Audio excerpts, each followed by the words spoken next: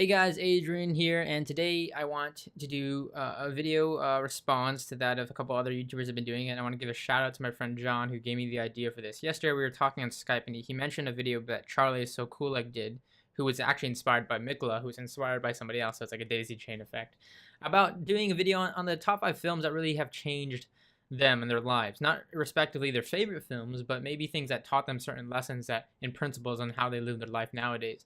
And that's what film is, much like the videos I do here and so on and so forth.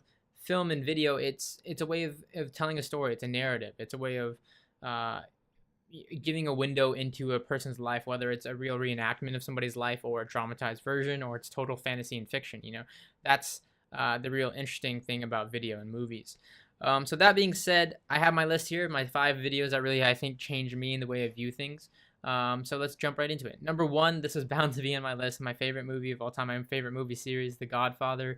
And I'm just going to count these as 1 through 3, so rather than, having them take up 3 spots on the list.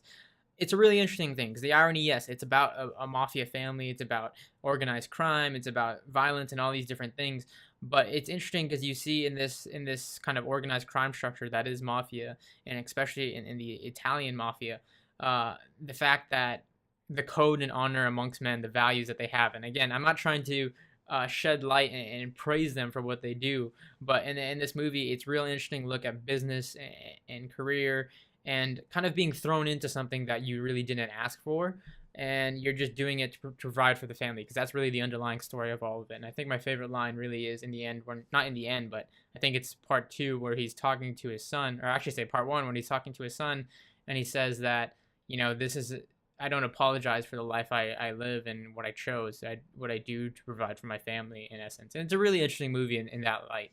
So that's definitely the number 1 spot, because it taught me a lot about family values and morals and principles, especially that of business, and separating that of personal life.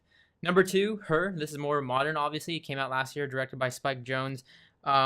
Really interesting concept of man falls in love with operating system. And I know that sounds really off-putting at first, but when you watch it, it's really the story and image of the human condition and loneliness and relationships and forgiveness and regret.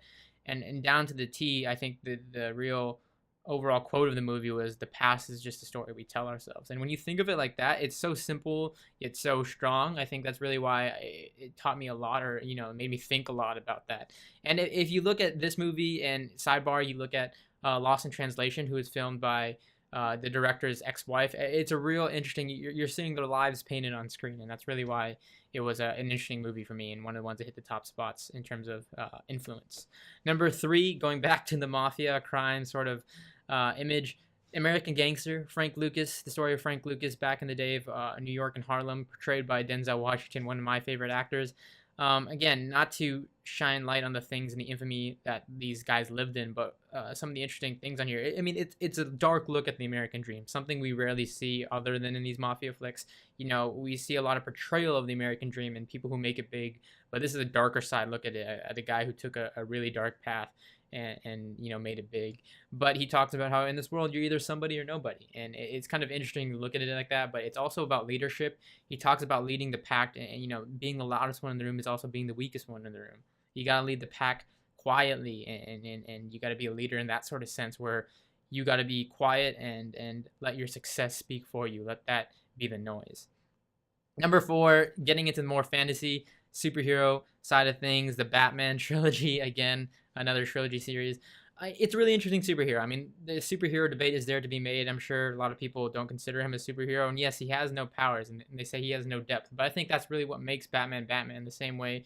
But Iron Man's a little bit different, but Batman is just purely human.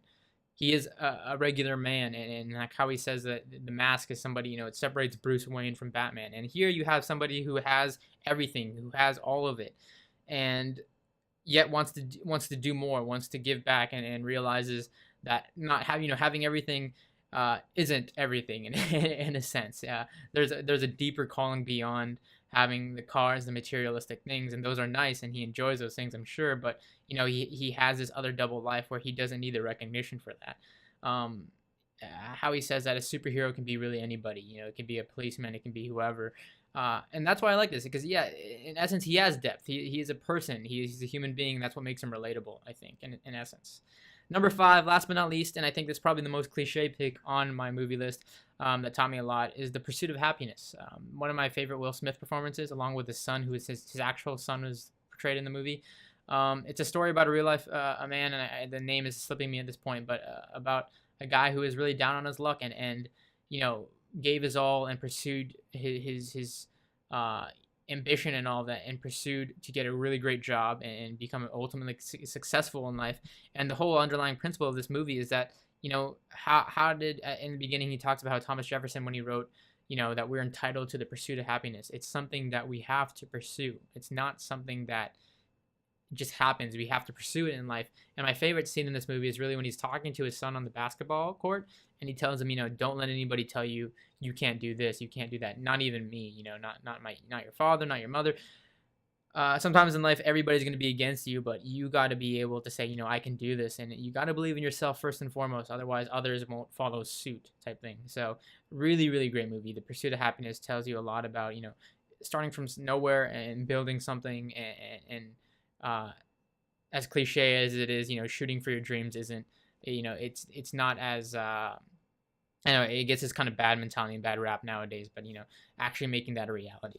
So those are my top 5 favorite movies in terms of things that they've taught me and principles that I walk around with and carry to this day, whether it is in my personal life or my business life. They've taught me really great principles, and I think that's what movies, they're stories, they're things that we can learn from and relate to, same way we can do that with music or anything else.